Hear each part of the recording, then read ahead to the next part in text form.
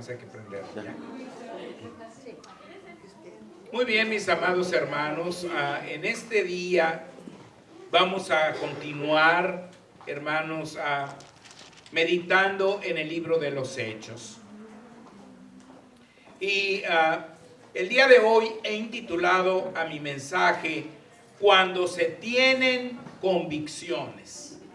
Cuando se tienen convicciones, hermanos.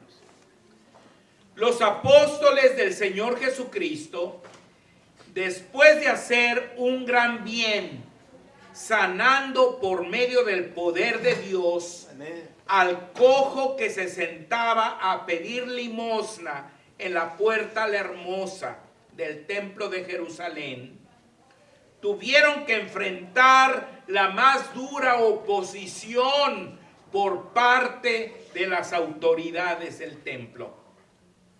Pero esto, lejos de amedrentarlos, les sirvió para que ellos mostraran con mucha firmeza, y autoridad, que tenían grandes y sólidas convicciones. ¿Qué me contestarías si yo te preguntara a ti, mi hermano, y a ti, mi hermana, qué tan grandes y sólidas son tus convicciones en lo que se refiere a las cosas de nuestro Dios? Veamos las cualidades de tener convicciones, hermanos. En primer lugar, hermanos, cuando se tienen convicciones, uno se puede enfrentar hasta a las más altas autoridades. Los apóstoles fueron llevados ante los gobernantes, los ancianos, los escribas, el sumo sacerdote y muchos que habían sido sumos sacerdotes en el pasado. Ahí lo dice en Hechos 4, del 5 al 7. Dice así la palabra: aconteció al día siguiente que se reunieron en Jerusalén los gobernantes, los ancianos y los escribas, y el sumo sacerdote Anás, y Caifás, y Juan, y Alejandro, y todos los que eran de la familia de los sumos sacerdotes. Y poniéndoles en medio, les preguntaron: ¿con qué potestad o en qué nombre habéis hecho vosotros esto? Y por supuesto se referían a la sanidad de aquel cojo, ¿verdad? ¿Se acuerdan que Pedro le había dicho: no tengo plata ni oro, pero en el nombre de Jesucristo levántate y anda, ¿verdad? Y aquel cojo se había levantado y entró al templo saltando y alabando al Señor, ¿verdad? Entonces les dicen: ¿con qué autoridad, en qué potestad, con qué potestad hicieron esto, ¿verdad? Ahora, esta comparecencia, hermanos, no era nada fácil, perteneciendo ellos al grupo de personas que se consideraban del vulgo y sin educación.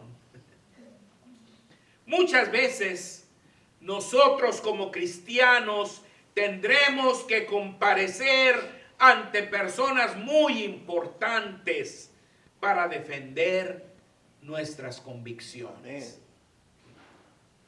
Cuando esto suceda, nunca temas, nunca te avergüences, nunca escondas lo que eres, mi hermano. Aunque muchos se mofen de ti, aunque muchos te tilden de ignorante, fanático o anticuado, siempre pon a Cristo tu Salvador muy en alto, recordando que Él nunca permitirá que seas avergonzado delante de tus enemigos.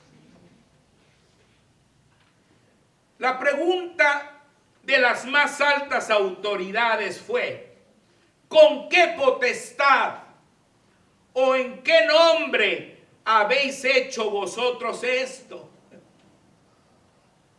el apóstol Pedro contestó: gobernado por el poder del Espíritu Santo, como todo buen cristiano debe de contestar.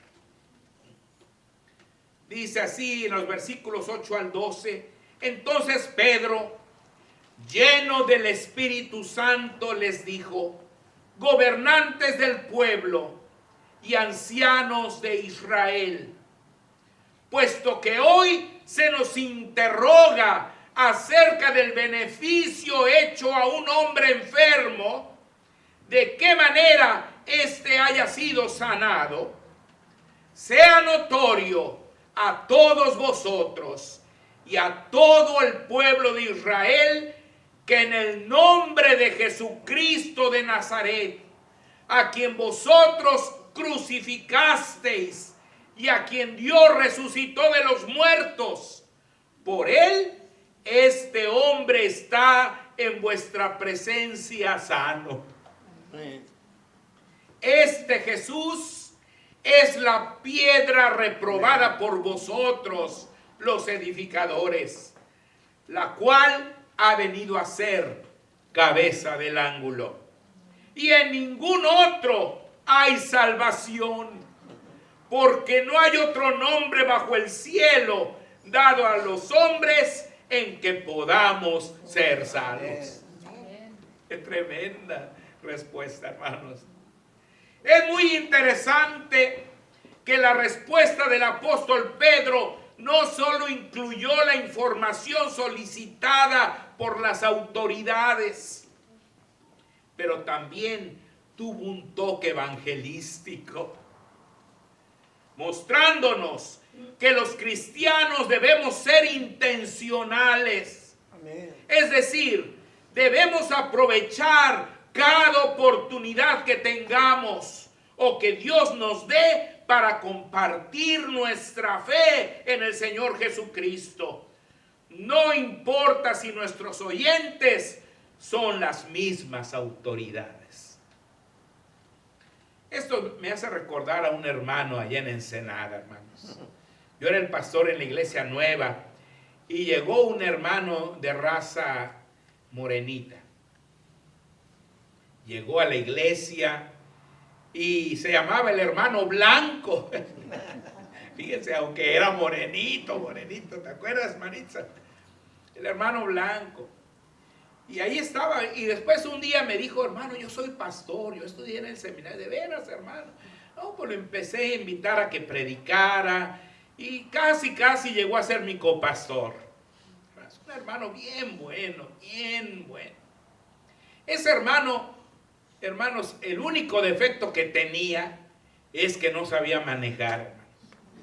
Cuando manejaba se subía a la banqueta, daba la vuelta y pegaba, y bueno, cuando iba en la carretera iba buscando el cambio de velocidades y le hacía así y no lo hallaba, y bueno, entonces fue a sacar su licencia, hermanos, y hizo el examen y lo reprobó, y volvió a hacer el examen y lo volvió a reprobar, pero él siempre llegaba evangelizando a todos los oficiales del departamento de motores, a todos los policías, y todos los evangelizaba y les hablaba: Cristo ya va a venir, tienen que arrepentirse para que los lleve al cielo.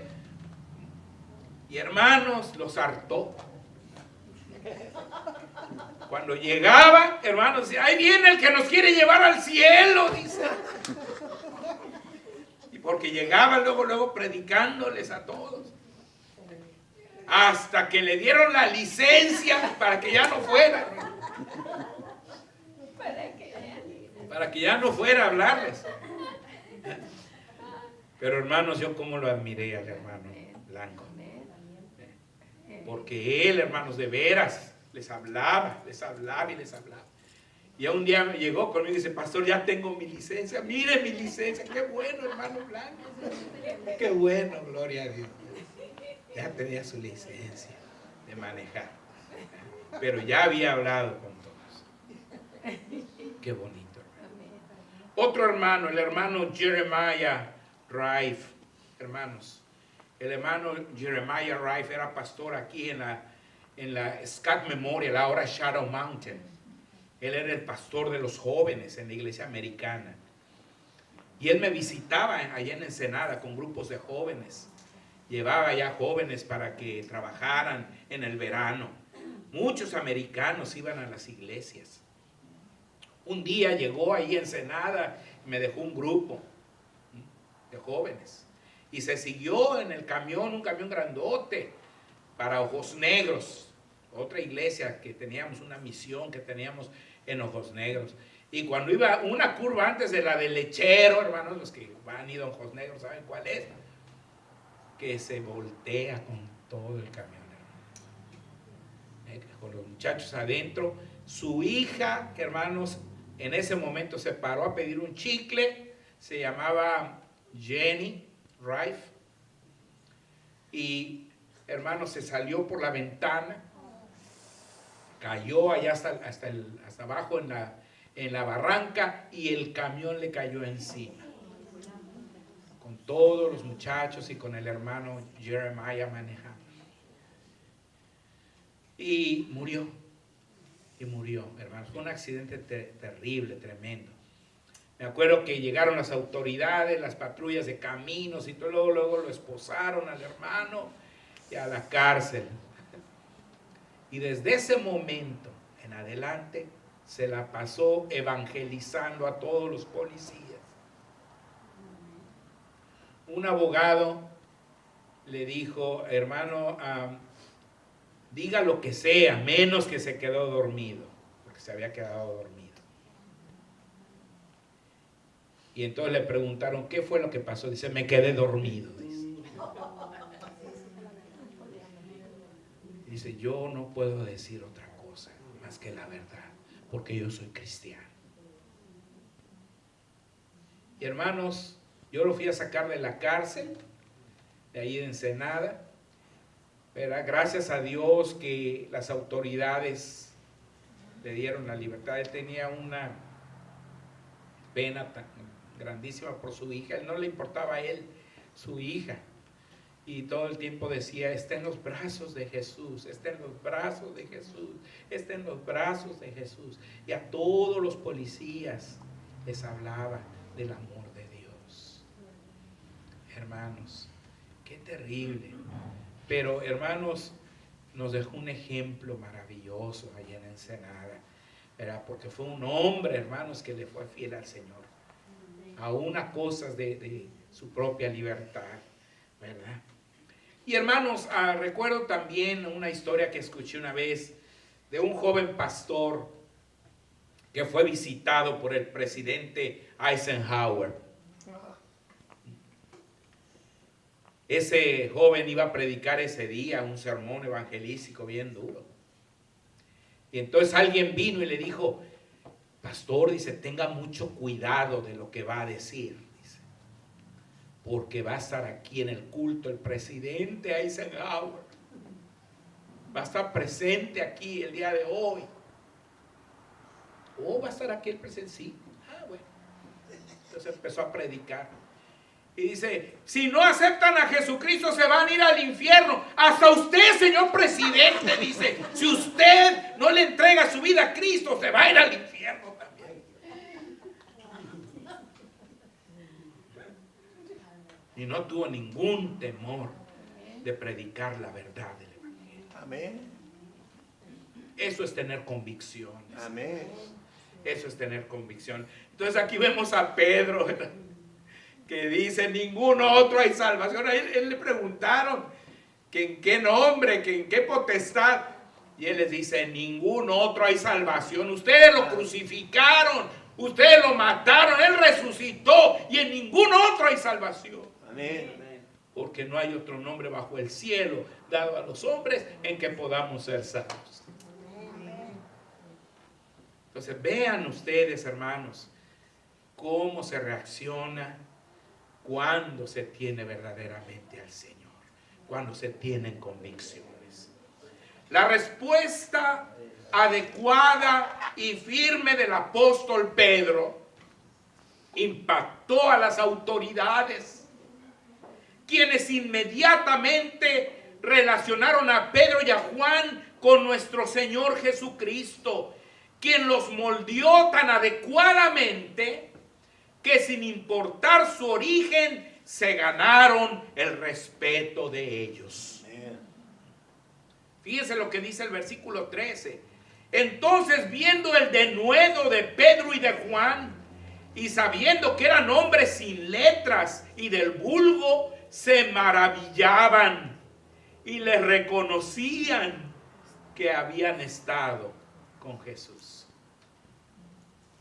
Tú y yo también estamos llamados a impactar nuestro mundo con nuestra vida, con nuestras palabras, con nuestro proceder y con nuestro testimonio. Aquí cabe una pregunta. Cuando tus conocidos y amigos te ven a ti, ¿con quién te relacionan? ¿Con el Señor Jesucristo? ¿O con un tirano, con un cómico, con un mentiroso, con un tramposo, con un chismoso, con un tracalero, con un oportunista, con un convenenciero, con un borracho, con un mujeriego, con un traidor o con un violento? ¿Con quién te relacionas? Ellos dijeron, estos estuvieron con Jesús. Los relacionaron con el Señor Jesucristo. Ante los impactantes acontecimientos realizados por los apóstoles, las autoridades simplemente se quedaron sin palabras. Amén. Versículo 14. Y viendo al hombre que había sido sanado, que estaba en pie con ellos, no podían decir nada en contra. Entonces les ordenaron que saliesen del concilio y conferenciaban entre sí, diciendo, ¿qué haremos con estos hombres? Porque de cierto señal manifiesta ha sido hecha por ellos, notoria a todos los que moran en Jerusalén, y no lo podemos negar. Sin embargo, para que no se divulgue más entre el pueblo, amenacémosles para que no hablen de aquí en adelante a hombre alguno en este nombre. ¿Cómo ven, hermanos? Después de deliberar sobre el asunto y no pudiendo negar los hechos evidentes que habían acontecido, las autoridades decidieron intimidar a los apóstoles para que dejaran de hablar y de enseñar en el nombre del Señor Jesús. El versículo 18 lo dice, y llamándolos les intimaron que en ninguna manera hablasen ni enseñasen en el nombre de Jesús. Ahora, mis hermanos, cuando se tienen convicciones, nada ni nadie podrá moverte de tu firmeza. Amén. Nada ni nadie. Fíjense, ante la intimidación de las autoridades, los apóstoles del Señor contestaron con firmeza y autoridad, mostrando con claridad sus sólidas convicciones. Versículos 19 y 20. Mas Pedro y Juan respondieron diciéndoles, juzgad si es justo delante de Dios obedecer a vosotros antes que a Dios. Amén. Porque no podemos dejar de decir lo que hemos visto y oído. Amén.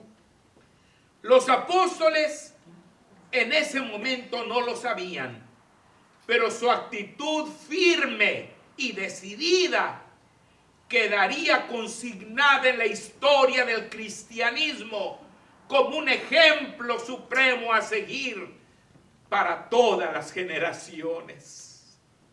Cuando tú y yo mostramos firmeza en nuestras convicciones, quizás en el momento en que lo hacemos no parecerá pasar nada, pero sin sospecharlo podemos impactar a toda la humanidad y ser una bendición para muchos. Entonces, no vaciles al mostrar tus convicciones cristianas ante todo aquel que demande razón de la esperanza que hay en ti, como dijo el apóstol Pedro. Los apóstoles entonces, mis hermanos, simplemente fueron amenazados por las autoridades y los soltaron. Versículos 21 y 22. Ellos entonces les amenazaron y les soltaron, no hallando ningún modo de castigarles por causa del pueblo, porque todos glorificaban a Dios por lo que se había hecho, ya que el hombre en quien se había hecho este milagro de sanidad tenía más de 40 años.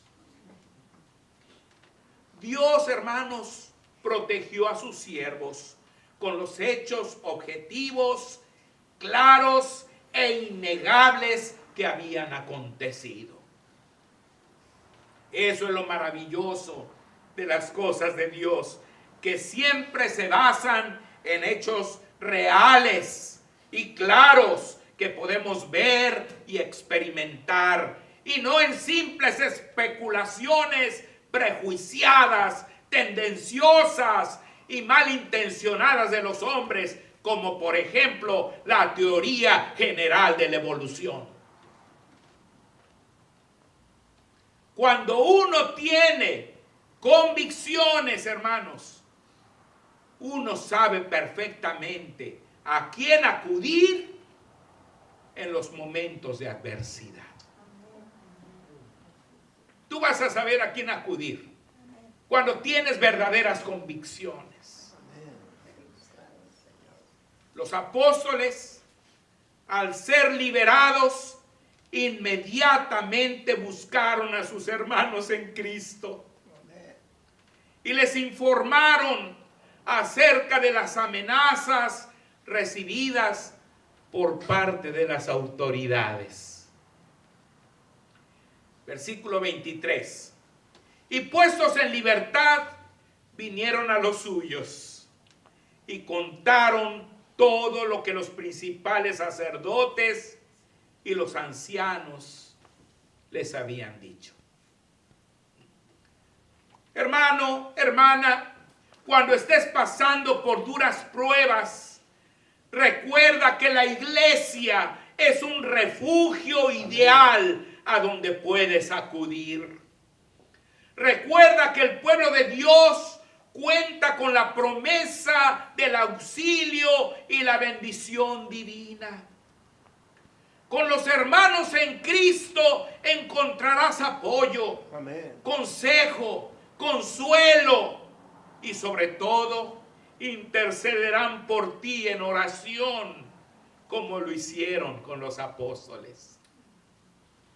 Pero también hay que acudir a Dios por medio de la oración. La oración hecha por los hermanos es una de las oraciones más hermosas de la Biblia, pues nació de corazones sinceros y llenos de fe, que no solo pidieron por el auxilio divino, sino también por valor, amén, para seguir predicando. Amén. Fíjense, los versículos 24 en adelante dice: y ellos, habiéndolo oído, alzaron unánimes la voz a Dios y dijeron, y ahí viene la oración, hermanos: soberano Señor, tú eres el Dios que hiciste el cielo y la tierra, el mar y todo lo que en ellos hay. que por boca de David tu siervo dijiste: ¿por qué se amotinan las gentes y los pueblos piensan cosas vanas? Se reunieron los reyes de la tierra y los príncipes se juntaron en uno contra el Señor y contra su Cristo. Porque verdaderamente se unieron en esta ciudad contra tu santo Hijo Jesús, a quien ungiste, Herodes y Poncio Pilato, con los gentiles y el pueblo de Israel, para hacer cuanto tu mano y tu consejo habían antes determinado que sucediera. Y ahora, Señor, mira sus amenazas y concede a tus siervos que con todo denuedo hablen tu palabra. Mientras extiendes tu mano para que se hagan sanidades y señales y prodigios mediante el nombre de tu santo Hijo Jesús. Ay, hermanos, qué oración tan hermosa. La respuesta de Dios fue poderosa e inmediata, de tal forma que en lugar de callar, los hermanos empezaron a predicar con mucho más entusiasmo que al comienzo. Fíjense el versículo 31. Cuando hubieron orado, el lugar en que estaban congregados tembló, y todos fueron llenos del Espíritu Santo y hablaban con denuedo la palabra de Dios.